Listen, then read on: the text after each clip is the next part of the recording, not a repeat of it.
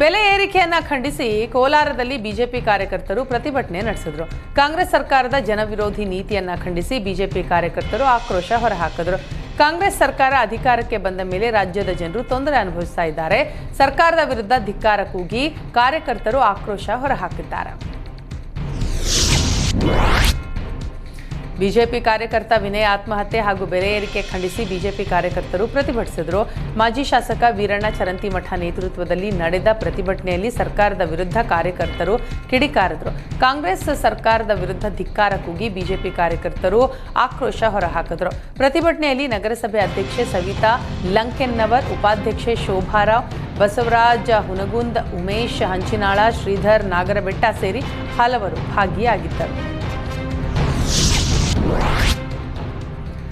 ರಾಜ್ಯದಲ್ಲಿ ಬೆಲೆ ಏರಿಕೆ ಖಂಡಿಸಿ ಕಾಂಗ್ರೆಸ್ ಸರ್ಕಾರದ ವಿರುದ್ಧ ಕೇಸರಿ ಪಡೆ ಬೀದಿಗೆ ಇಳಿದಿದೆ. ಯಾದಗಿರಿ ಜಿಲ್ಲೆಯ ಶಹಾಪುರ ಪಟ್ಟಣದ ಬಸವೇಶ್ವರ ವೃತ್ತದಲ್ಲಿ ಬಿಜೆಪಿ ಪ್ರತಿಭಟನೆ ನಡೆಸಿತು. ಸಿಎಂ ಸಿದ್ದರಾಮಯ್ಯ ವಿರುದ್ಧ ಧಿಕ್ಕಾರ ಕೂಗಿ ಬಿಜೆಪಿ ಕಾರ್ಯಕರ್ತರು ಆಕ್ರೋಶ ಹೊರಹಾಕಿದರು. ಸಿಎಂ ಸಿದ್ದರಾಮಯ್ಯ ಭಾವಚಿತ್ರಕ್ಕೆ ಬೆಂಕಿ ಹಚ್ಚಿದ ಕಾರ್ಯಕರ್ತರು, ಕಾಂಗ್ರೆಸ್ನವರು ಹೆಸರಿಗಷ್ಟೇ ಗ್ಯಾರಂಟಿ ಅಂತ ಹೇಳ್ತಾರೆ, ಆದರೆ ಅಭಿವೃದ್ಧಿ ಶೂನ್ಯವಾಗಿದೆ. ಎಲ್ಲ ಅಗತ್ಯ ವಸ್ತುಗಳ ಬೆಲೆ ಏರಿಕೆಯಿಂದಾಗಿ ಜನಸಾಮಾನ್ಯರು ತತ್ತರಿಸ್ತಾ ಇದ್ದಾರೆ. ಇದೊಂದು ಲೂಟಿ ಮಾಡುವ ಸರ್ಕಾರ ಅಂತ ಕಿಡಿಕಾರಿದ್ರು. ಕೂಡಲೇ ಅಗತ್ಯ ವಸ್ತುಗಳ ಬೆಲೆ ಕಡಿಮೆ ಮಾಡಬೇಕು ಅಂತಲೂ ಆಗ್ರಹಿಸಿದರು.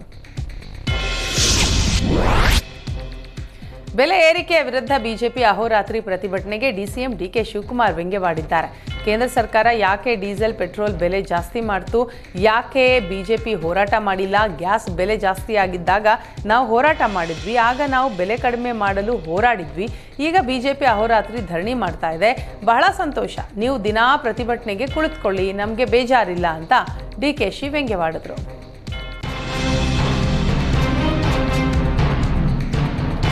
ಆನೇಕಲ್ ತಾಲೂಕಿನ ಹೆಬ್ಬಗೋಡಿ ಗ್ರಾಮದಲ್ಲಿ ನೂರಾರು ವರ್ಷಗಳ ಇತಿಹಾಸ ಪ್ರಸಿದ್ಧ ಕರಗ ಉತ್ಸವ ನಡೆಯಿತು.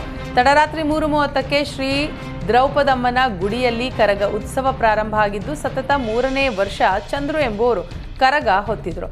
ಗರ್ಭಗುಡಿಯಿಂದ ಕರಗ ಹೊತ್ತು ಹೊರಬರ್ತಾ ಇದ್ದಂತೆ ಗೋವಿಂದ ಗೋವಿಂದ ನಾಮಸ್ಮರಣೆ ಮುಗಿಲು ಮುಟ್ಟಿತ್ತು. ಕರಗ ನೋಡೋದಕ್ಕೆ ಸಾವಿರಾರು ಸಂಖ್ಯೆಯಲ್ಲಿ ಭಕ್ತರ ದಂಡೆ ಹರಿದು ಬಂದಿತ್ತು.